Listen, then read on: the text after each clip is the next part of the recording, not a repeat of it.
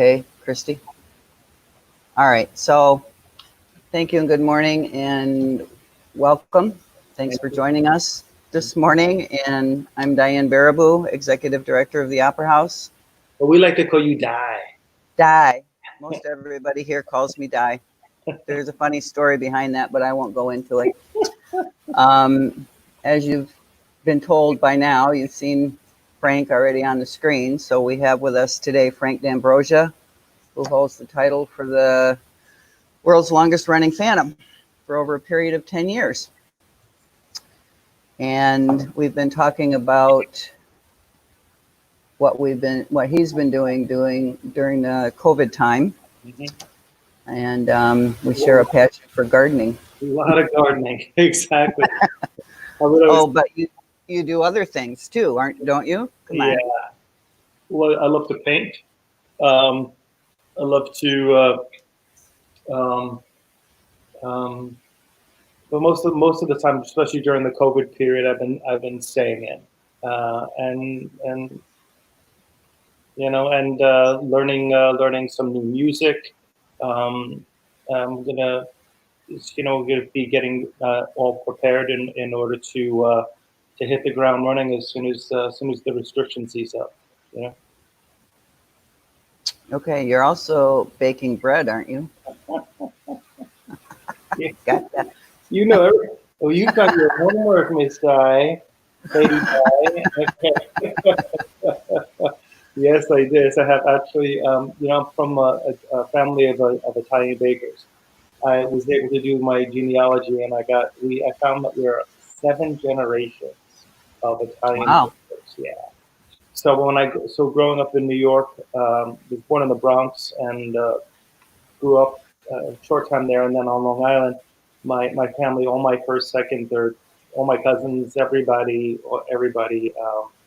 aunts, uncles, cousins, everybody were bakers as well. So I grew up working in the Italian bakeries, and so now that I have some time, I searched high and low for yeast, and now I've been baking. So what I do is I bake. There's a lot of people as all over the country that can't go out or don't go out, and especially the older community. And so what I do is I bake a lot of bread, and I put my mask on, and I go and knock on my neighbors' doors, and then that's very nice. They get bread and lettuce from the garden. Nice, very nice. And depending on what time of day it is, sometimes they get a cocktail in a mason jar. I'll be there. Well, to be my neighbor. I'll be your neighbor. So for those of us that missed earlier, sitting in front of Frank is Hunter, Frank's trusted companion. Say hi. We had to wake him up so he could be on air today. So, Frank, let's chat a minute about your amazing career. How'd you get started on Broadway? Well, I was discovered in an off-Broadway show and found by an agent, and then and I waited tables until I got my first job, until I got my first Broadway show, which was Sweeney Todd. And so through a lot of hard work and a lot of preparation, and a lot of diligence and tenacity, that's how I did it. I really love giving master classes and teaching whenever I have an opportunity. I have a real passion to be able to mentor younger people. And so what I say is you can get through your first Broadway 6 months of your first Broadway show on fear alone. Everything else has to be technique. And you have to want this. You have to need to do this. You have to need it like you need air. Because if you don't, it's probably going to be very difficult for you to go through all of the difficulties and the challenges that are going to be necessary if you even land your very first Broadway show. So. What did Sweeney Todd lead to? Sweeney Todd, well, I was discovered in Sweeney Todd, and as Francis Coppola found me there, and invited me to be in the Godfather series, the Godfather 3. I played Al Pacino's opera singing son. I had actually brought my guitar home. Oh, oh. So this is the guitar that I played in many of the scenes. Actually, it's signed by the entire cast as well, and I had an opportunity to do that. So in that movie, I'm the actor and also the singer of Anthony Corleone, the son of Al Pacino and Diane Keaton, and sang all of the operatic scenes at the very end of the movie. When I'm singing and everyone else is being assassinated, the Cavalleria Rusticana, and then I had the opportunity of singing the Godfather theme in the movie, the Academy Award-winning uh, um, song. It's the one that goes, brucia la luna in cielo e io brucio d'amore. Poco qua si consuma come nei cuori. La non mi piace, adorata, non si capace. Yeah. So it's that, and of course all those songs I sing in my concerts. Of course, they might come up and see you. I'll be singing all the songs from all the different shows that I've done and movies and so forth. What year did you started Phantom in 1992? 1992, from 1992 to 1999. Yeah, 92 to 99. Yeah. How was life at that time? It's a lot of performances, A lot of 8 shows a week. uh At that time, did you have an understudy that would do 1 show a week No, to give you a day off? No. no. We did 8 shows in 6 days on Hmm. on the Broadway schedule, where I did it on tour, and then here in San Francisco for all that time. No, we did. I did 8 shows in 6 days, and of course, I did have an understudy, but and my understudy had an understudy, but that was. But no, I was contracted to do all the shows, and I rarely ever missed performances. So, but I would take care of myself by taking a vacation and resting my voice. But it was very difficult in a lot of Sure. roles because I never ever once did not want to sing that music or be in that theater or be in front of the audience. The thing was that the biggest challenge was living the life and the lifestyle necessary in order to give an opening night performance every night, and that was always my objective, was to give the most uh, opening night performance every single night. I gave 110% of my best. That's why we like you. I think that's maybe one of the reasons why I like me too. Okay. Tell us about the current project in London on Orpheus, a house of music opera. Yeah. I was over in London when the whole COVID situation hit, and it was a new opera, uh, about the story of Orpheus, which has been told, and I was playing Pluto, which is Orpheus's father. Little bit of and the character was very very autocratic and very the mean, not mean, but yeah, I know it's kind of mean, you know. Uh, I like to say misunderstood. There's a Uh, lot of misunderstood people in the world. mm, that's true. That is the truth. So anyway, so it was an absolutely beautiful music, absolutely gorgeous music, incredible cast, directed by Charles Randolph Wright, who was who directed a lot of television, a lot of movies, and also a number of Broadway shows. But most notably is Motown, the musical. So Charles was directing that, and it was written by Edmund Ford, and it was at the Young Vic, one of the oldest theaters in all of London. Hmm. And we were right in the middle of rehearsals when everything started happening. So it's now been postponed until the next time theaters open, which clearly is not. I'm not going to be until 20. At least the Broadway houses in the London, but then and so forth. That's at least 2021, probably spring of 2021. Let's see what happens.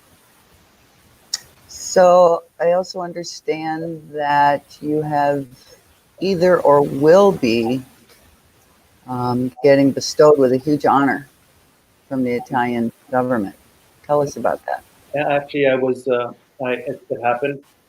It what I was actually knighted by the president of Italy, signed the decree that, and then I did the ceremony in San Francisco at the consulate general, wonderful man, and his wife. We did the ceremony here, so it's called a cavaliere. It's the equivalent to a sir in Italy.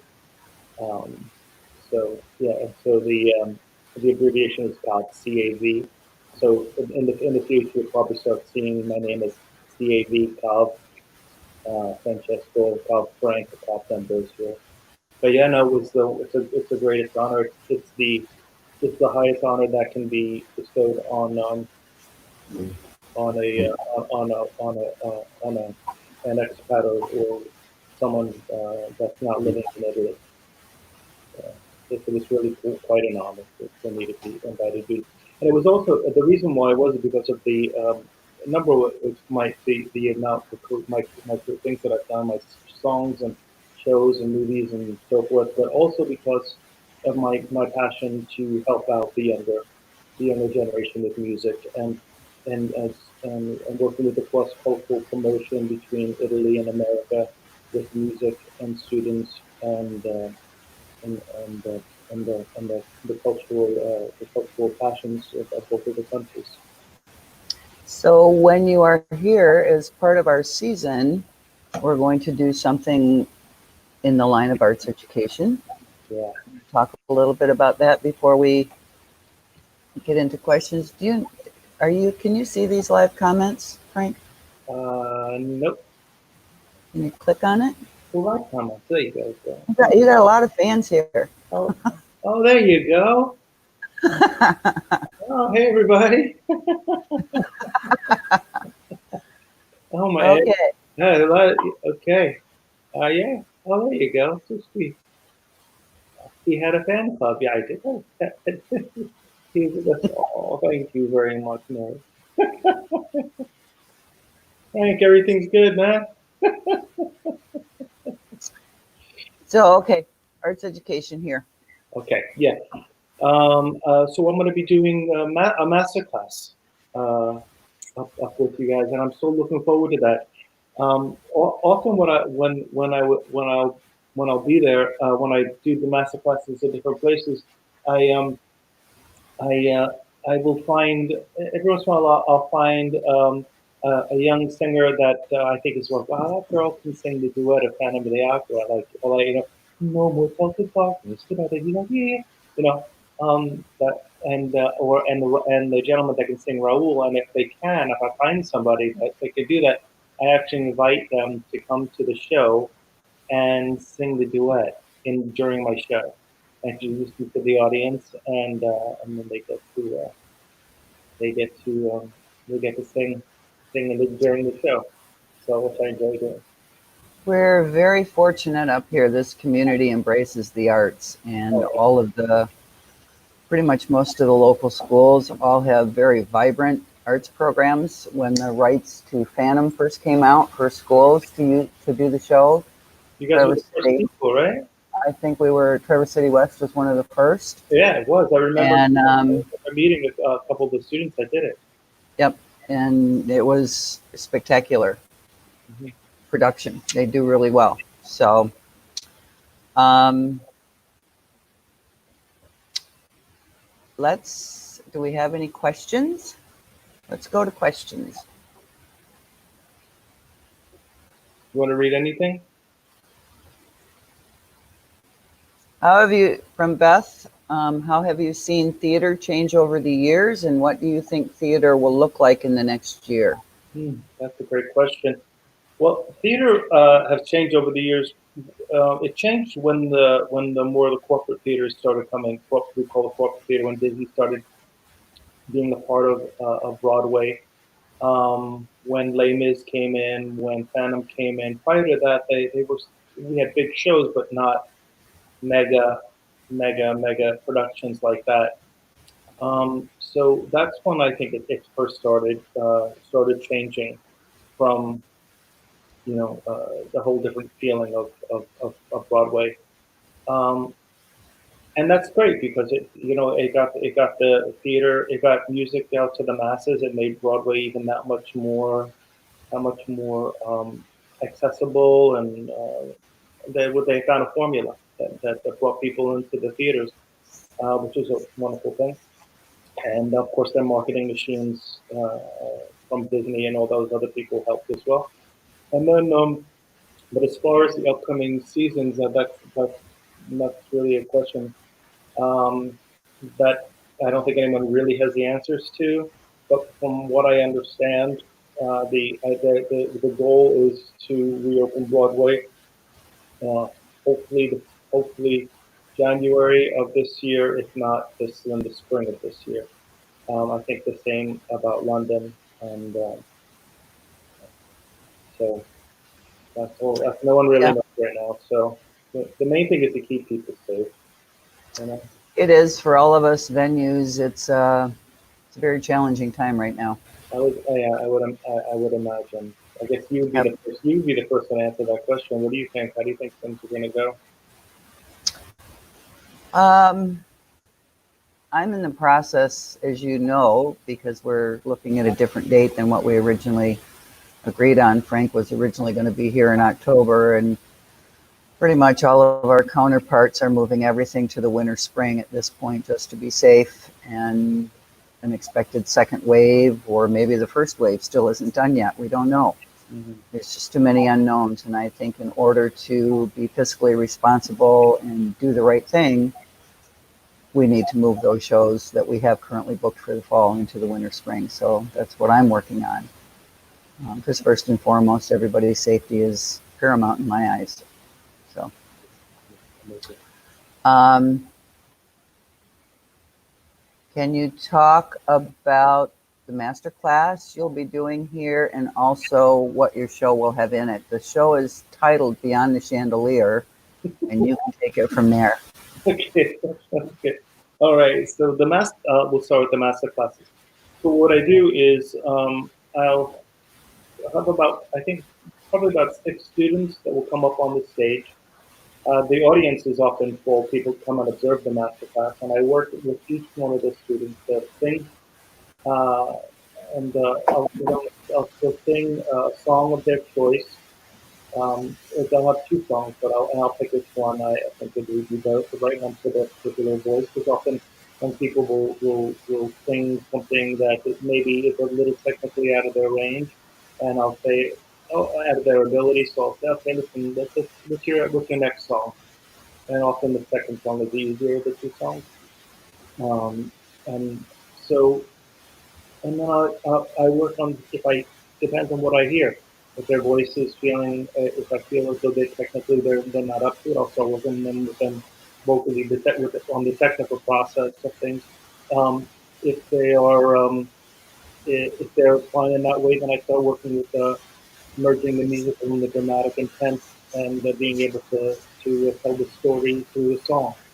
And then I give them a lot of advice about auditions and Broadway experiences, and then I listen to what they say, you know, um, Okay. and take it from there. Now, as far as the show goes, I'm bringing in a lot of the newer song and newer. First, I'm going to sing everything from Phantom of the Opera, and I'm going to sing Godfather, and sing all the songs that I'm known uh, or that I've done, or shows that I've done. But I'm also bringing in songs from Frozen and Wicked and Dear Evan Hansen and yeah, a number of the current Broadway, or at least Which is appealing to the younger masses, which is good. yeah. So there's going to be a little bit of both. There's going to be a little bit of the classic Broadway and a little bit of the current Broadway. There's another question from Beth. Well, yeah, let's do Beth. Speaking of instruction, especially for young people, what challenges and/or opportunities does virtual instruction offer musical theater students? That's a great question.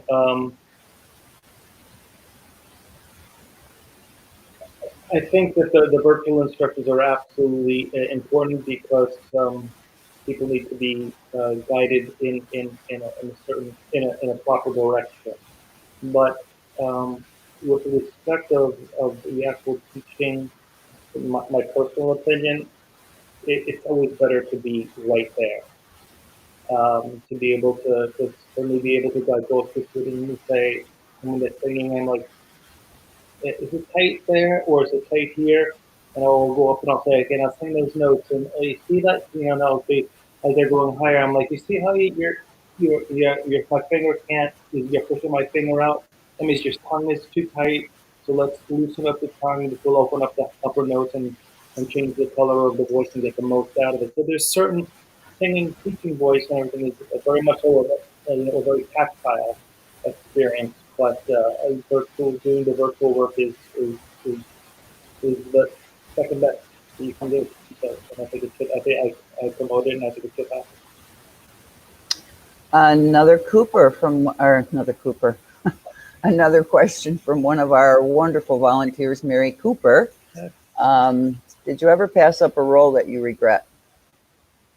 Did I ever pass up a role that I regret? That's a great question. Like, give me a second to. I guess I've taken a couple of roles that I've regretted. Well, that works too. What? That works too. That works too. Yeah, but I don't think it's a good idea for me to talk No. about the ones you know.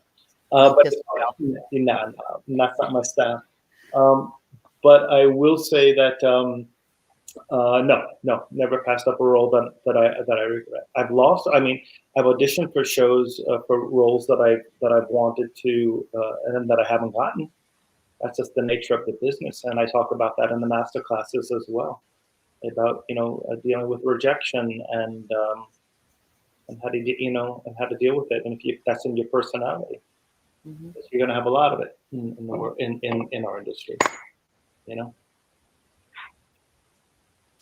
Okay. What? Christy's pointing at me. One more question. Another question.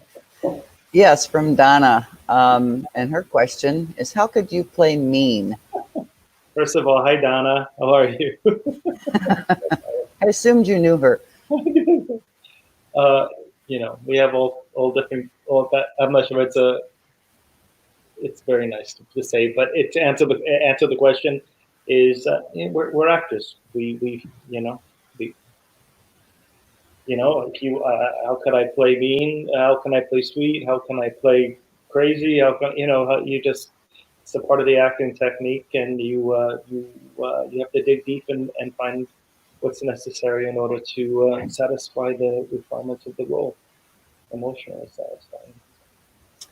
I think we have time for maybe one more. And let's take this one from Dean. Speaking on roles you have gotten, tell the Sharpie story for folks who haven't heard it.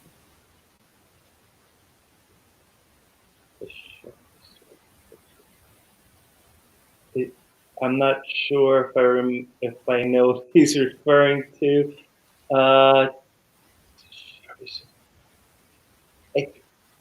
It could be when I signed a particular part of someone's anatomy. Maybe. I'm sure you get strange requests like that. Yeah. So, Dean, I'm sorry. Maybe because it's a little early in the morning here for me. I'm not pulling that one out of my brain right now. I'm sorry. It's when you wrote the lyrics for Phantom all over your hands, is what Dina's telling us now. And Donna also chimed in on that one. Thank you for it. And okay, that's what happened. So I was auditioning for Miss Saigon on Broadway. I was down to the very end, and when I was after I sang it, they sang at the very end. They said to me, Frank, you're not right for the role of Chris in Miss Saigon. But we're doing a new production of Phantom of the Opera. Would you be interested in doing that? And I said, sure. So they gave me a very quick audition, and but the music of the night has a lot of lyrics, and there's a lot of the same, night,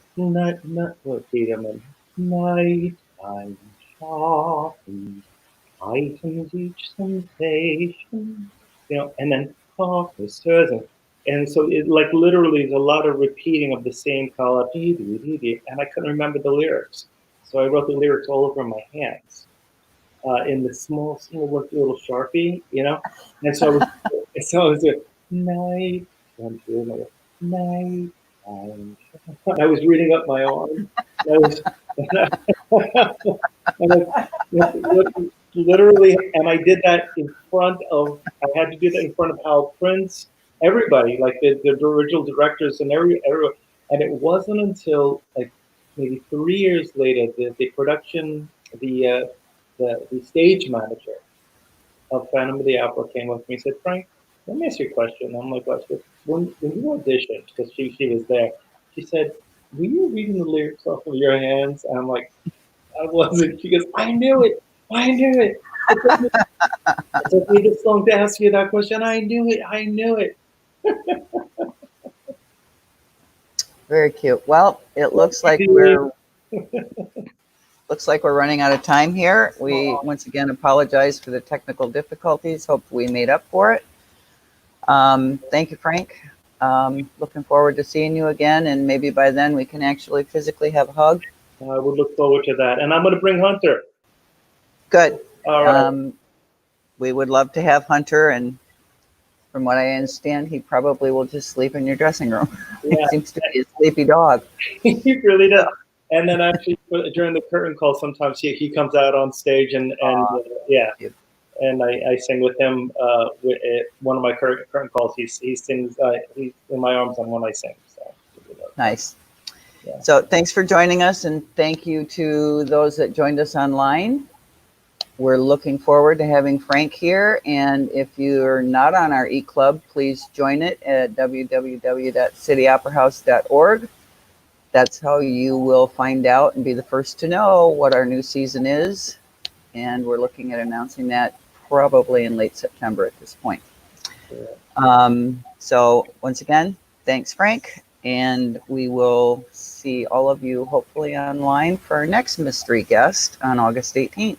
Thank you, Di. So good to see you again, and you too. Please take care of yourself and that beautiful jewel of an opera house that you have. I'm so looking forward to coming back. I still am not going to let you take my technical director, okay? He doesn't get to go on the road with you. I try to get him, but he wouldn't. I know. You don't come in and steal people's tech directors. But I still love you either way. Yeah, if you tell him I say hi and tell him congratulations on the new baby. I will. Maybe by then he'll be able to bring the baby in and you'll get to meet Simon. He's adorable. I'm looking forward to it. All right. Thank you again for your time. Thank you. Bye-bye, everyone. Bye-bye. Thank you, everybody.